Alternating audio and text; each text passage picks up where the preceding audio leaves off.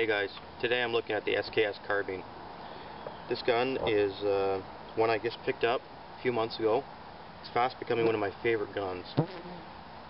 So a few basic features on the SKS. It's a standard semi-automatic gas piston action. It's fed by a 10-round box magazine, well 5 in Canada, it's got a plug in it. It's got the safety here. It's a basic flip safety, pretty effective, a little awkward, takes a bit of getting used to, but it's alright. It's got a nice set of sights on it. We have basic leaf style sights similar to the AK. It's got your folding bayonet, pull out, go forward. So that's if you run out of ammo and you have a bear or a enemy running at you. Cleaning kit in the butt. It's a pretty basic weapon. There's not much to it. This thing can be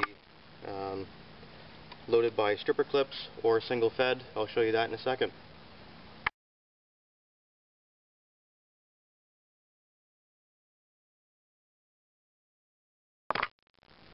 Okay, for loading, you can use either stripper clips. I've got some ones I made into 5 rounds. All you do is there's the slot in the top of the bolt carrier. You stick the stripper clip in. Oops, wrong end. Use your thumb, strip it down. Take out the clip, pull back, forward.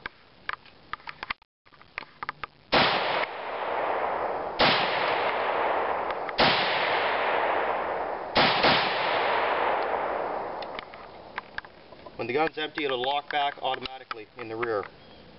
Kind of a nice feature. For loading singly,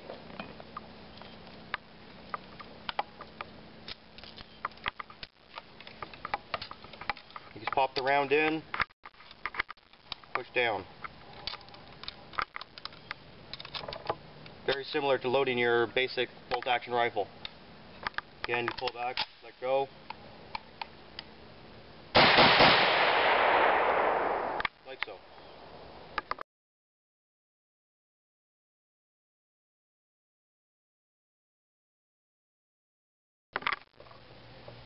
The SKS is very easy to field strip. That's part of the reason or one of the things I like about this gun. It's probably my favorite gun to clean. So for starts, the only tool you need is a cartridge. That's all you need. So for starts, make sure your gun's unloaded. You want to put the bolt forward, close the magazine again, put the gun on safe. You can leave the safety on during the whole disassembly process. First you'll go to the rear takedown lever. You use your cartridge to flip that open. Pull it out.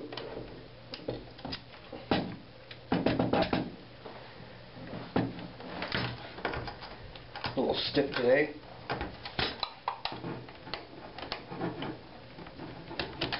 Alright, like so. Next you'll take the bolt cover off. Put that aside. You'll take out your recoil spring. And you'll take out your bolt carrier and the bolt itself. Next we're going to go to the front. Again, we're going to take our cartridge and we're going to disassemble the gas system. We're going to go to the gas system takedown lever, put it to the first position. That'll allow us to take our gas tube out.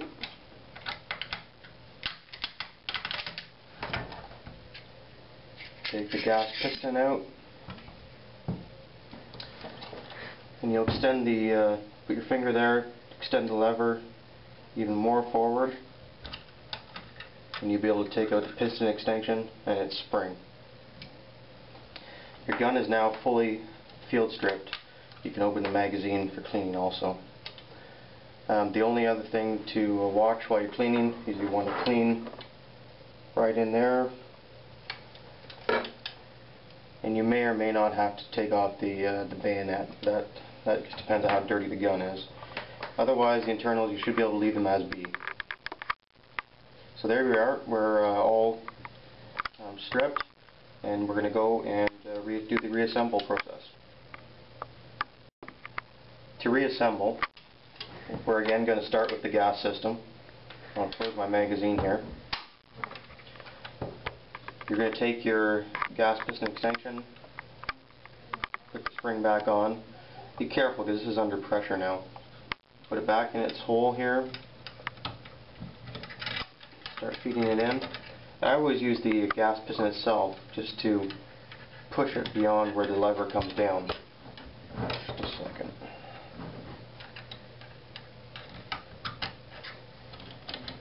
Put this lever down a bit, and that should hold it in place. There we go. We'll then take and put the gas piston back into the gas tube. Stick it back on there. Whoops.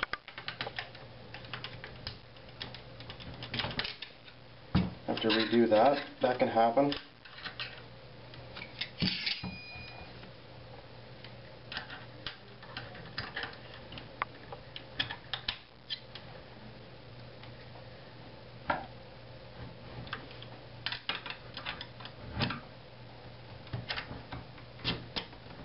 There we go. You got to let the lever click down enough. You'll feel it. I didn't do it far enough.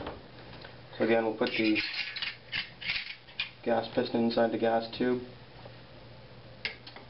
Reinsert it. And then swing this lever into the down position. That's now reassembled.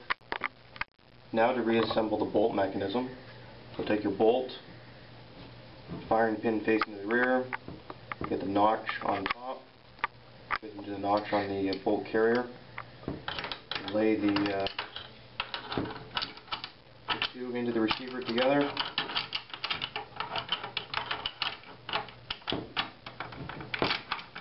like so. We'll depress the magazine, let it come out, slide the tube forward, put the magazine back in, take your magazine, or you take your recoil spring, insert it, and you put your bolt cover back on. Just make sure the spring goes into the hole in the cover, like so. Slide it on, and we'll take this pin, stick it in, put it down. The gun's still unsafe. We're now going to depress the magazine and cycle the bolt 2 times. Everything's working fine. So that's how you disassemble, reassemble, or field strip the SKS carbine.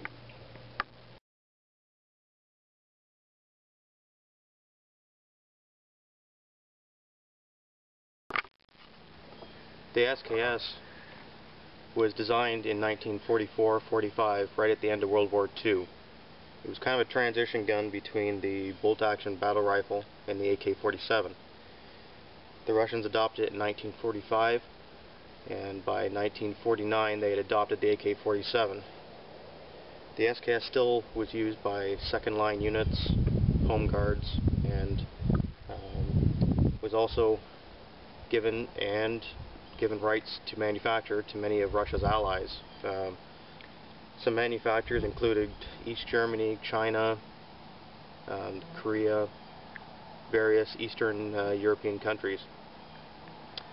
It's chambered for the 7.62 by 39 millimeter cartridge. It was invented, I believe, in 1943. So the M43 cartridge is a standard ball cartridge. About 15 million of these were made, possibly many more.